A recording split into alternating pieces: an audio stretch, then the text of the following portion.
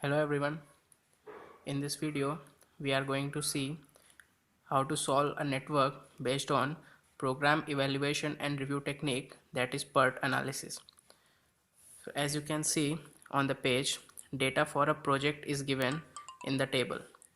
On first column, activities are given. In second column, optimistic time, that is TO, is given, and in the third column, most likely time, that is TM, is given, and in the last and fourth column, pessimistic time, that is TP, is given. First of all, let me give you a brief introduction about these three times used in PERT analysis. So first is optimistic time. The optimistic time is the minimum time required for an activity if everything goes well without any problems during the execution of activity. Now second one is pessimistic time, and it is the maximum time required for an activity if everything goes wrong and abnormal situations prevail. And now third one is most likely time, and it is the time required to complete the activity if normal conditions prevail. That is the most likely time.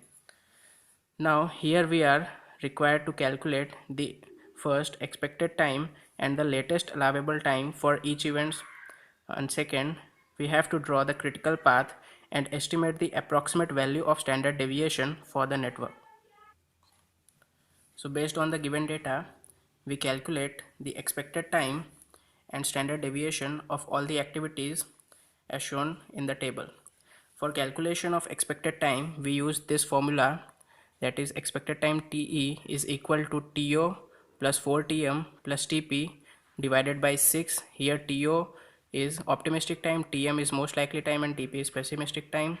And standard deviation is calculated using this formula, and sigma, that is standard deviation, is equal to TP minus TO upon 6. Based on these two formula, we calculate the values of expected time and standard deviations respectively. So for example, if we see the activity 1 2, then for that TO, that is 2 plus 4TM, that will be 4 into 5 plus TP, that is 8, divided by 6 is equal to 5. So expected time of activity 1 2 is 5. And similarly, standard deviation sigma, that is TP minus TO upon 6, will be TP, that is 8, minus TO 2 divided by 6 is equal to 1. In the same manner, we calculate expected time and standard deviations of all the activities that are shown on the page.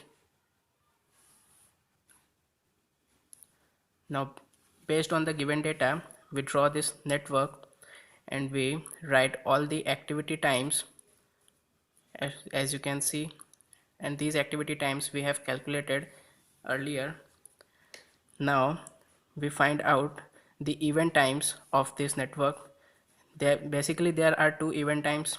First one is earliest expected occurrence time, that is known as also known as TE, and second one is latest allowable occurrence time, that is also known as TL.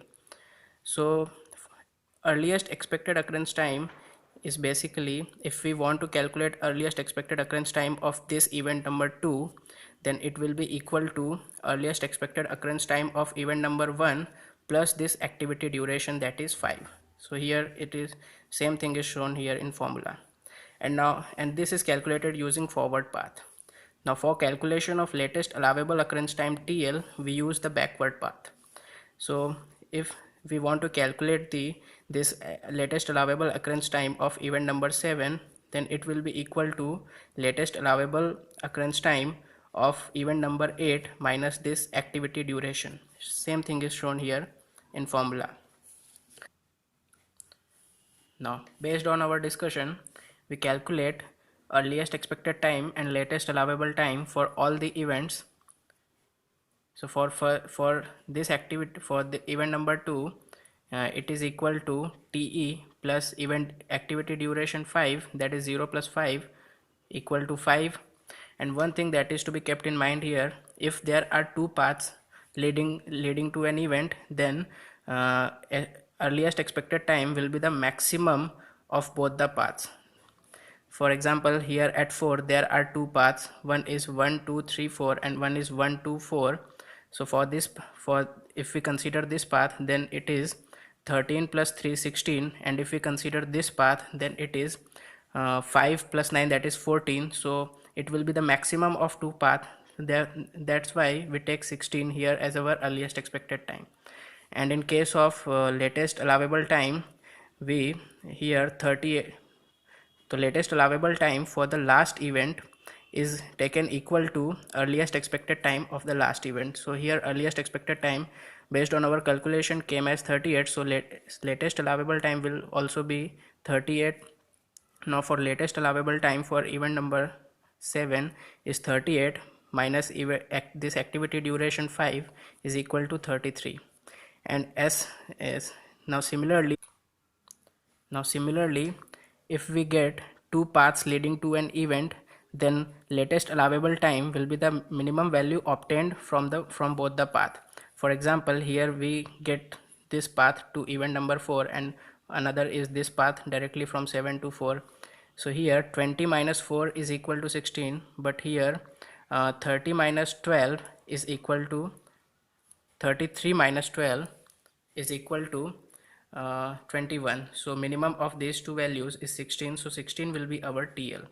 So in same way we obtain the TE and TL of all the events and we draw the network. Now our next part is to calculate the critical path from this network. So critical path is basically the longest path along which the time taken for completion of the project is maximum.